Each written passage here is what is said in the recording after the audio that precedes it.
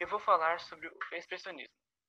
Ele foi um movimento estético muito forte no século XX. Foi importante para o cinema, teatro, literatura, música, dança, arquitetura e também fotografia. Ele se contrapôs ao impressionismo, que procurava captar a realidade. Já o expressionismo, ele procurava criar a realidade, valorizando os aspectos irracionais e instintivos. Ah, Buscava sempre promover críticas sociais do seu tempo. Por isso escolhiam temas relacionados à angústia da existência da condição humana, como a morte, o medo.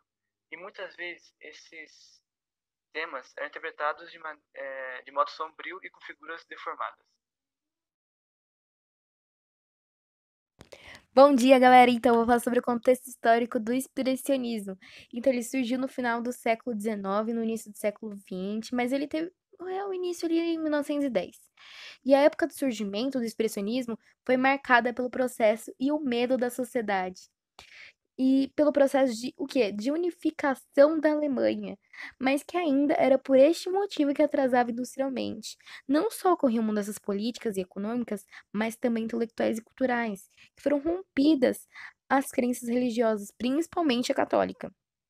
E a existência de um Deus já não era mais incontestável, aumentando ainda mais o questionamento acerca dos mistérios da vida e da morte.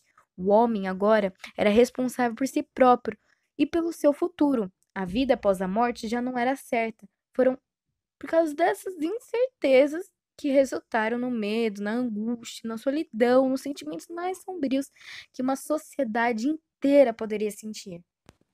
Então, galera, o expressionismo teve como herança cultural o impressionismo do século anterior, que foi um movimento de espírito e da alma, um movimento que procurou se opor ao objetivismo naturalista, ao racionalismo capitalista burguês.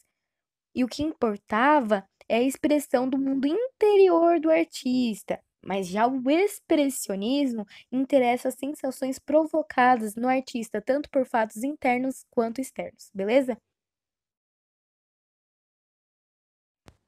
E desde o fim do século XIX, o expressionismo ele já vinha sendo mostrado por artistas plásticos da Alemanha em suas pinturas. E o principal precursor deste movimento foi o pintor Vincent van Gogh, que com seu estilo único já se manifestava através de sua arte, os primeiros sinais do expressionismo. Ele serviu como fonte de inspiração para outros pintores. Edouard Monte também é considerado um precursor deste movimento, por conter em suas obras características expressionistas. E até então era pouco conhecido. Um dos fatores determinantes para o seu aparecimento por completo foi a criação do grupo Deep Rock, a Ponte, em 1905, na cidade de Dresden. Então, e a partir daí, o grupo foi se fechando até a sua fundação oficial em 1910, através da revista A Tempestade, quando o expressionismo ele obteve seu auge, atingido a maioria dos artistas da época. E em 1911, numa referência de crítico à obra de Vicente Van Gogh, o movimento ganha o nome de expressionismo. Em 1914, a Alemanha sofre com os reflexos da Primeira Guerra Mundial, que a partir daí os artistas começam a retratar com mais frequência a situação que a população se encontrava, o que eles viam à sua volta, as transformações ocorridas que afetavam de alguma forma as pessoas, e tudo isso não só na pintura, mas também na literatura, e no cinema, no teatro. Então, o que que a gente pode concluir daí? Que o expressionismo ele foi mais que uma forma de expressão. Ele foi uma atitude em prol dos valores humanos, no momento que politicamente isso era o que menos interessava.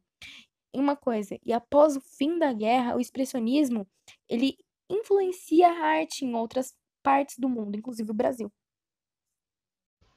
O expressionismo, como o nome já diz, busca expressar os sentimentos e as emoções.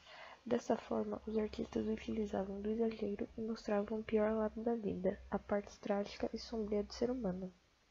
Foi fundado por dois grupos, a Ponte de 1905 e o Cavaleiro Azul de 1911. Os membros da ponte eram mais voltados com questões políticas e mais agressivos em seus trabalhos. Já em O Cavaleiro Azul, os artistas eram mais voltados inicialmente à espiritualidade. As principais características do expressionismo eram o uso de cores vibrantes, traços mais grossos e distorcidos e a não representação da realidade, além dos temas mórbidos como já havia sido falado. Bom, os principais artistas do expressionismo foi Marc Chagall, de 1887 a 1985, Paul Klee, 1879 a 1940, Amédée, 1884 a 1920, Edvard Munch, 1863 a 1944, José Orozco, 1883 a 1949, Constant Permeke, 1886 e 1952, e Cândido Portinari, de 1903 a 1982, dentre outros. Eu vou falar sobre o expressionismo na literatura. Ele concentra-se na fundação da revista The Storm, que significa tempestade, onde foi editada por Herbert Weiden, que é responsável pela fama do termo expressionismo.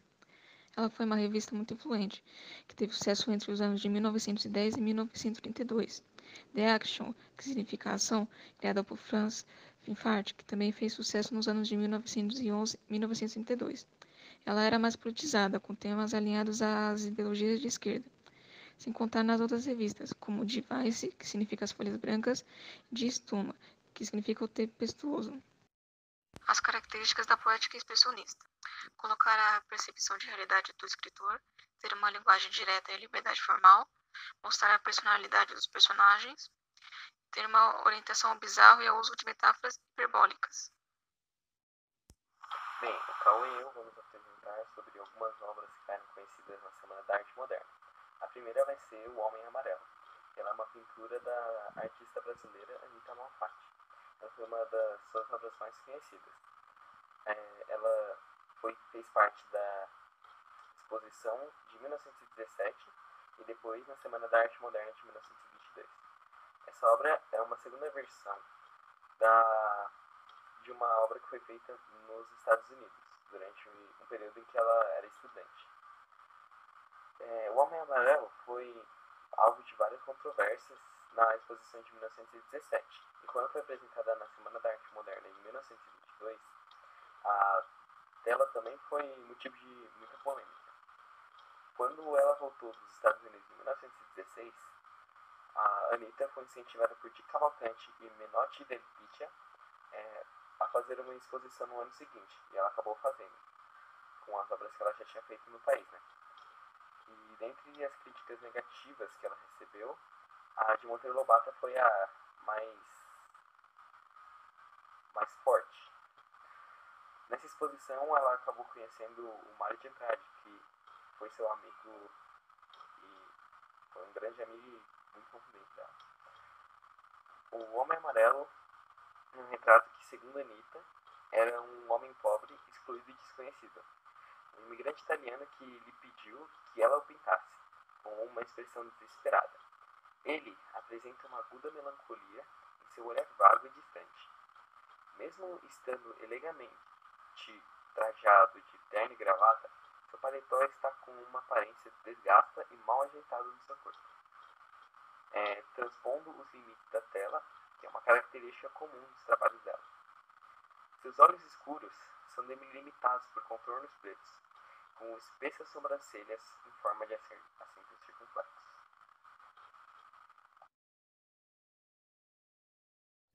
Bom, gente, aqui quem fala é o Cauã e eu vou estar falando sobre algumas das principais obras expressionistas. A primeira que eu vou estar falando é Castle and the Sun, que é do Paul Klee, que tem como uma grande característica ele usar o cubismo e cores quentes, e além disso a arte abstrata. Por quê? Ele tinha como um grande intuito em suas obras instigar quem estava vendo, ou seja, fazer a pessoa olhar e pensar, ué, mas o que é isso? E para isso, com o uso do cubismo, ele faz virar um tipo de coisa que você tem que ficar olhando por um tempo para entender. E por isso suas obras ficaram famosas, porque muitas pessoas iam em busca dela para tentar decifrá-las.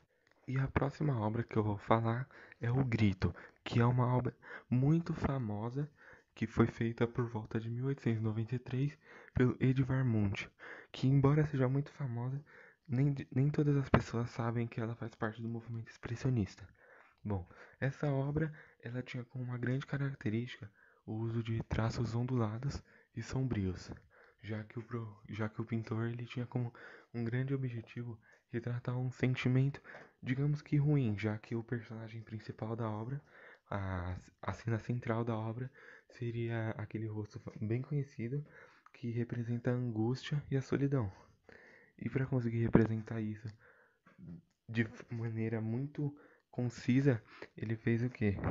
Para retratar o rosto daquela pessoa, ele fez um rosto meio que sem características, parecendo uma máscara, porque assim as pessoas não conseguiriam identificar o gênero, quer dizer, daquela pessoa.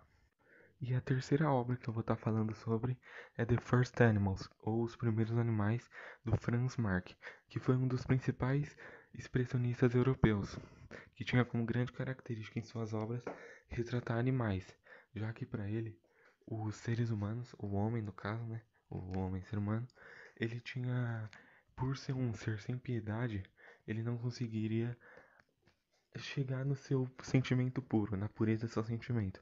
E para isso, ele precisava de um animal junto dele, que pro Franz Marc era o ser da Terra com um sentimento mais puro e genuíno. E é aí que entra os animais nas pinturas dele, já que ele sempre faz uso dos animais. E uma das principais características dessa obra é que ele faz uso de cores vivas e com profundidade, para tentar mostrar como os sentimentos dos animais eram profundos.